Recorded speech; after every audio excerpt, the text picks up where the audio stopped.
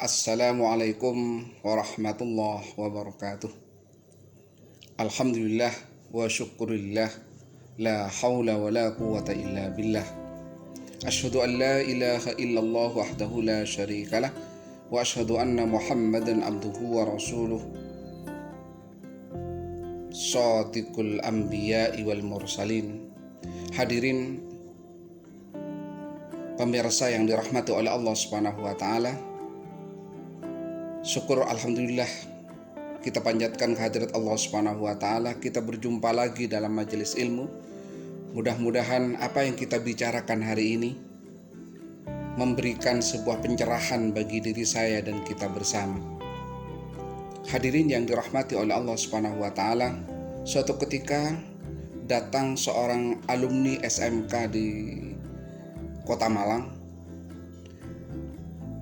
Dia datang ke rumah menceritakan sekian banyak masalah yang dihadapi, menceritakan kehidupannya, menghidupkan ke keluarganya, menceritakan ekonominya dan sebagainya.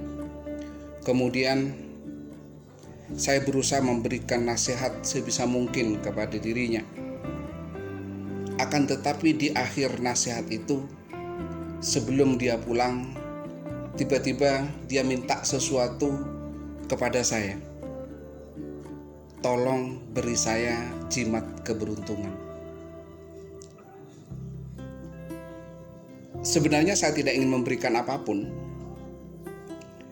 Akan tetapi melihat dia begitu lelah, melihat gestur wajah yang begitu tidak percaya diri, kusut, maka saya sampaikan sebentar, saya masuk dulu ke belakang. Habis itu saya membawa secarik kertas yang saya lipat. Kemudian saya masukkan di sakunya. Saya menyampaikan, baca 11 kali, jangan bernafas, dan yakini bahwa ini adalah kebenaran. Baca di rumah. Hadiah yang dirahmati oleh Allah Subhanahu wa taala, anak muda ini pulang. Namun 1 jam berikutnya dia tiba-tiba datang dengan membawa kertas yang sudah dibuka, dengan wajah yang semakin kusut. Akhirnya saya sampaikan, silakan masuk, silakan minum dulu. Ketika dia mau ngomong, saya sampaikan, silakan minum dulu. Baru saya menanyakan, kenapa kamu sudah datang? Pada rumahmu jauh, mestinya kamu 2 jam baru sampai ke sini lagi. Kemudian dia menyampaikan, karena saya penasaran, maka saya buka di jalan. Setelah saya buka, kaget karena hanya tulisan ini. Ada apa dengan tulisan itu? Dia tidak menjawab apapun. Kemudian saya menyampaikannya, baca 11 kali, tidak bernafas, dan kamu harus yakin bahwa itu adalah benar. Nampaknya dia ragu. Kemudian saya katakan lagi, baca 11 kali, yakini bahwa itu sebuah kebenaran, dan insya Allah kamu akan berhasil. Akhirnya dia membacanya. Tulisan itu dibaca secara terbata-bata, yang kemudian saya sampaikan, baca dengan tegas. Kemudian dia membaca dengan tegas, ini pasti berakhir, sebab Allah tidak membuat jalan buntu. Silakan baca. Ini pasti berakhir, sebab Allah tidak akan membuat jalan buntu. Ini pasti berakhir, sebab Allah tidak pernah membuat jalan buntu. Terus baca. Ini pasti berakhir, karena Allah tidak pernah membuat jalan buntu. Pada saat 11 kali dia membacanya, kemudian tiba-tiba tangan saya diambil, dan dia menyampaikan, insya Allah saya bisa mengatasinya. Hadirin yang dirahmati oleh Allah Subhanahu wa taala, jimat yang saya tulis bukan jimat tulisan Arab. Bukan dengan bahasa yang dia tidak mengerti.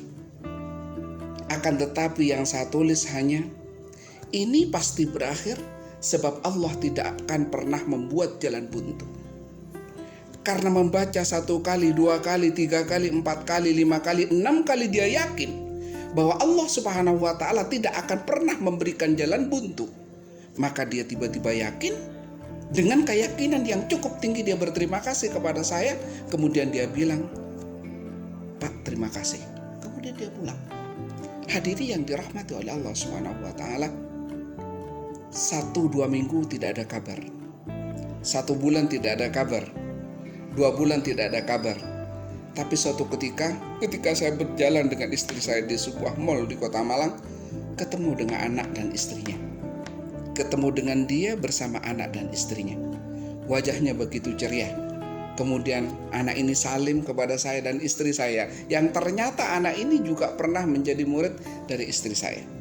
Hadirin yang dirahmati oleh Allah Subhanahu wa taala, kemudian sedikit dia menceritakan bahwa masalah yang ia hadapi sudah selesai penuh. Saya tanyakan apa rahasianya. Kemudian dia hanya tersenyum. Ternyata, katanya, ternyata masalah itu besar. Bukan karena masalahnya yang besar, tapi karena cara berpikirnya dia yang salah. Sesuatu yang tidak terlalu besar, kalau dipikirkan bahwa itu besar, maka akan menjadi besar. Tapi ketika dia yakin bahwa Allah Subhanahu wa taala akan mengakhirinya, karena Allah tidak akan pernah menjadikan jalan buntu, maka insya Allah semuanya akan berakhir. Tiba-tiba setelah pulang dari rumah dulu itu, sampai di rumah dia berusaha sedemikian mungkin untuk memperbaiki hubungan dengan istrinya, untuk memperbaiki hubungan dengan mertuanya, untuk memperbaiki hubungan dengan saudara-saudaranya yang sebelumnya tidak suka pada dirinya. Kemudian dia mengalah dengan cara minta maaf dan akan merubah perilakunya. Kemudian berubah semuanya. Dan tiba-tiba sekarang dia menjadi orang yang hebat di keluarganya, karena dipercaya oleh keluarganya untuk mengelola sebuah ekonomi keluarga yang turun-menurun. Hadirin yang dirahmati oleh Allah Subhanahu wa taala, fa inna ma'al usri yusra. Inna ma'al usri yusra. Setiap kesulitan pasti ada kemudahan. Setiap kesulitan pasti ada kemudahan. Allah tidak akan pernah memberikan jalan buntu. Kisah yang kedua. Anak ini angkatan di atasnya, lulusan sebuah SMK di Kota Malang, kemudian datang ke rumah dengan sandal jepit, dengan gestur yang tidak meyakinkan. Apa yang disampaikannya? Pak, saya minta pekerjaan. Hadirin yang dirahmati oleh Allah Subhanahu wa taala, saya sampaikan, saya tidak punya pekerjaan apapun, tapi saya bisa memberikan sebuah nasihat. Kemudian saya sampaikan, saya tanyakan kepada dirinya, kamu akan kerja bidang apa? Dia begitu meyakinkan, saya ingin dagang. Kamu punya modal? Iya Bapak, tapi cuma sedikit dan ini tidak mungkin bisa cukup. Oke, kalau kamu ingin dagang, mulai besok jam 7 pagi kamu harus datang ke pasar. Sampai sore sebelum zuhur. Boleh kamu pulang. Kemudian dia pulang. Besok harinya dia kembali lagi. 2 hari berikutnya dia kembali ke rumah. Kemudian dia mengatakan, Pak, saya sudah 2 hari ke pasar dan saya tidak menemukan apa-apa. Apa yang saya katakan? Kamu ke pasar minimal 1 minggu. Jangan kembali lagi sebelum 1 minggu. Teruslah kamu ke pasar, dari pasar yang satu ke pasar yang lain. Saya yakin ketika Rasulullah menyampaikan, kalau ingin basah dekatlah dengan air, dan kalau ingin panas dekatlah dengan api. Kalau ingin wangi dekatlah dengan orang yang menjual minyak wangi. Hadirin yang dirahmati oleh Allah Subhanahu wa taala, kemudian anak ini tidak ada kabar beritanya. 1 bulan, 2 bulan, 3 bulan, 4 bulan, 5 bulan tidak ada beritanya. 1 tahun tidak ada beritanya. 2 tahun tidak ada beritanya. Mungkin insya Allah 3 tahun tiba-tiba ada orang ngetuk pintu ke rumah. Hidung saya cukup tajam untuk membau baunya durian. Kemudian saya buka, konsentrasi saya ke buah durian yang dirangkai begitu indah. Kemudian saya menyampaikan, dijual berapa Mas? Karena saya pikir orang ini menjual durian. Dia menyampaikan, dia tiba-tiba mengambil tangan saya, kemudian dia salim, Bapak lupa sama saya. Saya pangling. Saya betul-betul lupa. Kemudian saya persilakan dia masuk. Setelah duduk, setelah minum, kemudian dia bercerita bahwa 3 tahun yang silam dia ke rumah saya minta pekerjaan dengan rambut yang gondrong, dengan sandal jepit, tiba-tiba sekarang dia parlente. Hadiah yang dirahmati oleh Allah Subhanahu wa taala. Kemudian saya bertanya, bagaimana hasilnya? Dia menceritakan 2 hari di pasar Mergan, 1 hari di pasar Kasim, berikutnya ada di pasar besar. Dari pasar yang satu dengan pasar yang lain, dia menjalankan apa yang saya sampaikan, bahwa harus 1 minggu dia keliling pasar. Pada hari ke-8, tiba-tiba dia bertemu dengan temannya yang berjualan melico di pasar Gadang. Hadiah dirahmati oleh Allah Subhanahu wa taala, anak ini tiba-tiba diajak. Singkat cerita, dia ke rumah bawa pickup.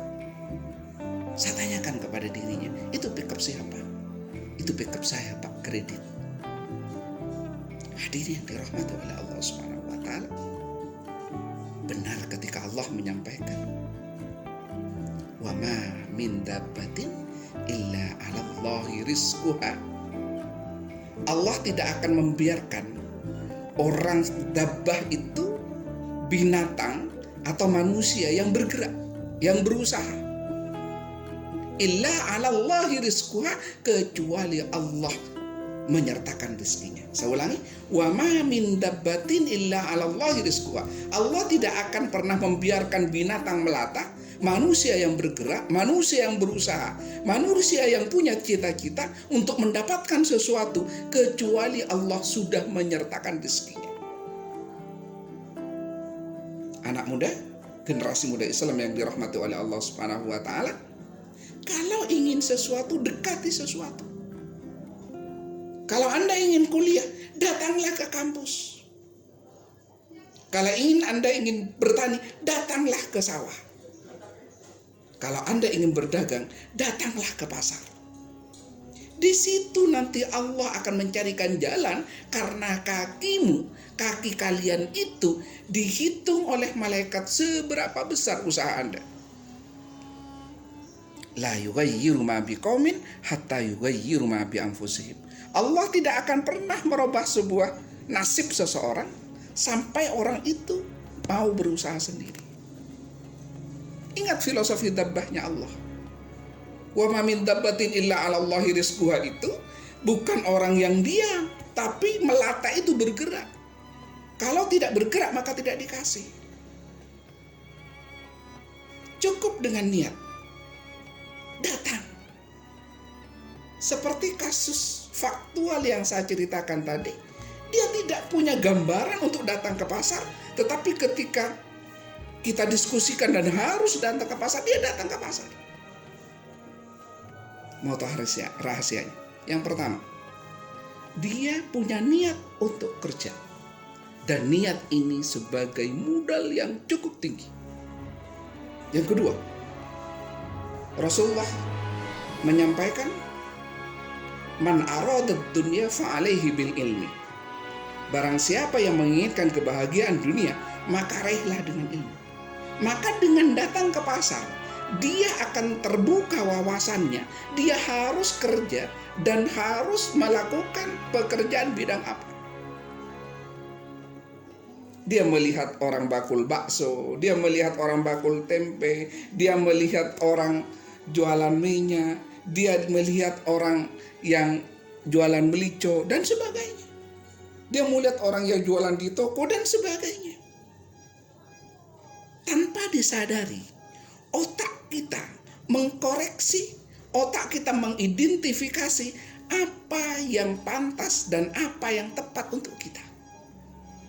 Tapi kalau kita di rumah dan kita tidak pernah ke sana, kita tidak pernah tahu apa yang pantas dan apa yang menjadi ketertarikan kita. Yang ketiga, pesan. Pesan itu sebuah keinginan, kesukaan. Orang akan tahu kesukaannya apa ketika melihat sesuatu. Seorang laki-laki yang ingin melamar seorang wanita, lihat dulu wanita satu dengan wanita yang lain, baru tiba rasa suka. Dia lihat sekian banyak orang pedagang, dia lihat transaksi yang ada di pasar, dia melihat perilaku masyarakat, kemudian otaknya tiba-tiba mengidentifikasi, oh ini. Rahasia yang keempat. Ketika orang berusaha, maka Allah akan memberi. Maka tiba-tiba oleh Allah Subhanahu wa Ta'ala dia dipertemukan dengan temannya yang juga kerja di pasar. Kemudian dia bisa berdiskusi karena sudah 6 hari dia keliling pasar, bertemu dengan jualan yang sama yang dijual oleh temannya itu. Hadirin dirahmati oleh Allah Subhanahu wa Ta'ala. Sekali lagi, berbuat dan berbuat. Kalau tidak pernah berbuat, tidak pernah melakukan sesuatu, maka tidak akan mendapatkan sesuatu. Billahi taufiq wal hidayah, wa ridha wal inayah. Wassalamualaikum warahmatullahi wabarakatuh.